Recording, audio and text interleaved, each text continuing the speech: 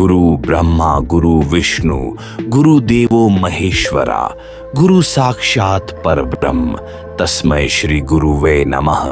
अर्थात गुरु ही ब्रह्मा है, गुरु ही विष्णु है और गुरु ही भगवान शिव है, गुरु ही साक्षात परब्रह्म है।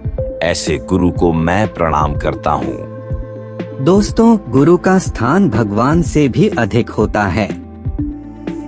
इसलिए इस श्लोक में कहा गया है कि गुरु ही ब्रह्मा है, जिन्होंने सृष्टि के रचना की। गुरु ही सृष्टि के पालक हैं, जैसे भगवान विष्णु, और गुरु ही सृष्टि के संहारक हैं, जैसे भगवान शिव। आइए हम एक कहानी के माध्यम से यह समझते हैं कि शिव आज भी गुरु कैसे हैं। दोस्तों, भगवान शिव हर युग में अपने अनुयायियों को सत्य, ज्ञान और मोक्ष का मार्ग दिखाते हैं। वे ध्यान के स्वामी, योग के प्रवर्तक और जीवन के गूढ़ रहस्यों के ज्ञाता है। शिव ने सृष्टि को योग, ध्यान और जीवन के शाश्वत सत्य सिखाए। पर क्या वे आज भी गुरु हैं? या उनकी शिक्षाएं केवल पुराणों तक सीमित रह गई हैं? या वे आज भी हमें मार्ग दिखा रहे हैं? यह कहानी एक ऐसी स्त्री की है जिसका जीवन एक कठिन मोड़ पर था। जीवन और मृत्यु जैसे उसके लिए कोई मायने नहीं रखता था। वह हर तरह से हताश और निराश हो चुकी थी। शायद यह वही पल था जब शिव ने अप्रत्यक्ष रूप से उसे दिशा दिखाई। यह घटना वाराणसी के एक प्राचीन घाट के पास की है।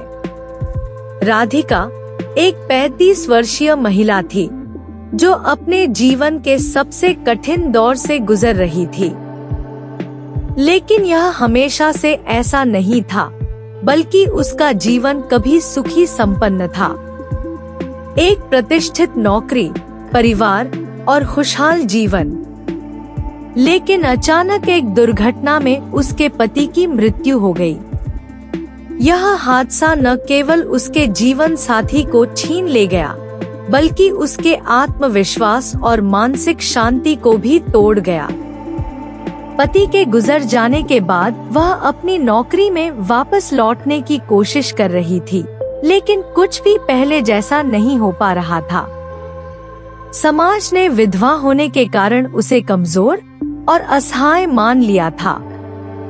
हर कोई उसे सहानुभूति से देखता तो था, लेकिन कोई यह नहीं समझता कि उसे सहानुभूति नहीं, बल्कि आत्मबल की आवश्यकता थी। एक दिन बनारस के गंगा घाट पर बैठी राधिका शून्य में देख रही थी। उसके भीतर सवालों की आंधी चल रही थी। क्या मेरा जीवन यहीं समाप्त हो गया है? क्या मेरा अस्तित्व केवल पति के साथ ही था? अब मुझे क्या करना चाहिए? उसकी आंखों से अश्रुधारा बह रही थी। तभी पास में बैठे एक साधु ने उसे देखा और मुस्कुराते हुए बोले, बेटी, क्यों रो रही हो? क्या कष्ट है तुझे? बाबा, मैंने सब कुछ खो दिया है।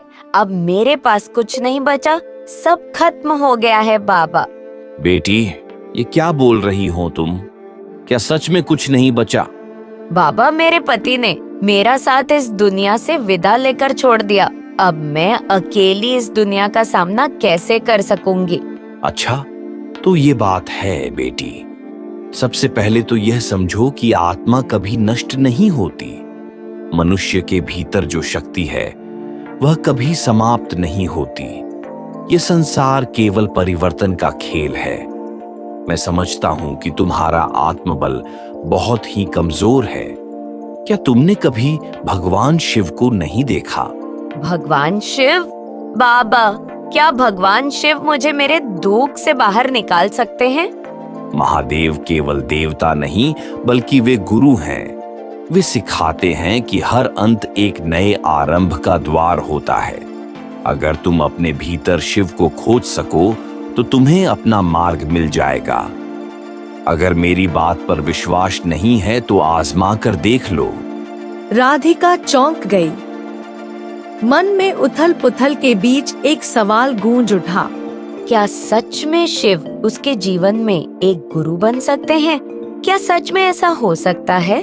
बाबा, मैंने धार्मिक कथाओं में यह तो सुना था कि सप्त ऋषियों को शिक्षा प्रदान करने का दायित्व भगवान शिव के पास था। हाँ बिल्कुल, और इसलिए सप्त ऋषियों को, जिनका नाम है वशिष्ठ, विश्वामित्र, कण्व, भारद्वाज, अत्रि, वामदेव और शौनक, जो ज्ञान, विज्ञान, धर्म, ज्योतिष और योग में सर्वश्रेष्ठ माने जाते हैं। इसका अर्थ यह भी निकलता है कि भगवान शिव से ही योग, धर्म, कर्म, वैदिक ज्ञान का उद्गम हुआ था। यही कारण है कि हम भगवान शिव को आदि गुरु या आदि योगी के रूप में पूजते हैं। लेकिन बाबा, यह तो पौराणिक कथाओं की बातें हैं, पर क्या शिव आज भी एक गुरु की भांति हमें शिक्षा दे सकते हैं? क्या भगवान शिव आज भी मार्गदर्शन कर सकते हैं? बेटी, भगवान शिव के बारे में मन में संशय का आना भी गलत है, क्योंकि वे केवल मंदिर में नहीं, वे हमारे भीतर भी हैं। लेकिन तुम उनके कुछ खास उपदेशों को समझ लो तो जीवन में कभी भटकोगी नहीं। ठीक है बाबा, आप हमें यह सब बताने की कृपा करें। पहला है वैराग्य और स्वीकार्यता। महादेव सबसे बड़े वैरागी हैं, लेकिन वे संसार का त्याग नहीं करते, वे इसे स्वीकार करते हैं। जीवन में जो कुछ भी होता है उसे स्वीकार करना ही पहला कदम है। बाबा के इस बात ने राधिका के दिमाग को हिला दिया और वह सोचने लगी, क्या मैं अपने पति की मृत्यु को स्वीकार कर पाई हूँ? इन बाबा को सुनकर मुझे तो लगता है कि जब तक मैं इसे स्वीकार नहीं करूँगी, शायद तब तक मैं आगे नहीं बढ़ पाऊंगी। दूसरा है सत्य की खोज। शिव सत्य के प्रतीक हैं। वे कभी झूठ या मोह को स्वीकार नहीं करते। यदि तुम अपने जीवन में सत्य को खोजोगी तो तुम्हें अपने अस्तित्व का उद्देश्य मिल जाएगा। राधिका ने खुद से सवाल किया कि क्या मेरा जीवन केवल पत्नी होने तक सीमित था? नहीं, ऐसा नहीं है। सत्य तो ये है कि मेरा अस्तित्व इससे कहीं बड़ा होना चाहिए था। शायद खुद को एक पत्नी समझकर अपने आप को सीमित कर लेना यह गलत है। तीसरा है शक्ति का आह्वान। शिव शक्ति के बिना अधूरे हैं। वे स्वयं शक्ति को पूजते हैं। स्त्री में अपार शक्ति होती है, लेकिन उसे स्वयं इसका बोध नहीं होता। बाबा के इस शब्द के साथ राधिका को एहसास हुआ कि वह अपने ही डर में बंधी हुई थी। उसने अपनी शक्ति को अभी तक पहचाना ही नहीं था। बाबा ने अपनी बात जारी रखते हुए आगे कहा, चौथा है ध्यान और आत्मज्ञान। शिव ध्यान मग्न रहते हैं। आत्मा की शक्ति को समझने के लिए ध्यान करना सबसे महत्वपूर्ण साधन है। बाबा के इस बात को समझते हुए राधिका ने ध्यान लगाने का संकल्प लिया। और पांचवा है निर्भयता। शिव मृत्यु से भी नहीं डरते। जो निर्भय होता है वही संसार को जीत सकता है। बाबा के इस शब्द ने राधिका को एक गजब की आत्मशक्ति दी। उसने निर्णय लिया कि अब वह किसी से नहीं डरेगी और खुद की शक्ति को पहचानेगी। खुद भी आत्मनिर्भर बनेगी और दूसरों को भी आत्मनिर्भर बनने की प्रेरणा देगी। और उसी समय से राधिका ने अपना लक्ष्य बनाया।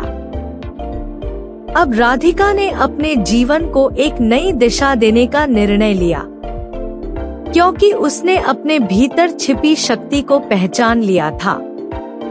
उसने समाज के नियमों से डरने के बजाय अपनी राह खुद बनाने का संकल्प लिया।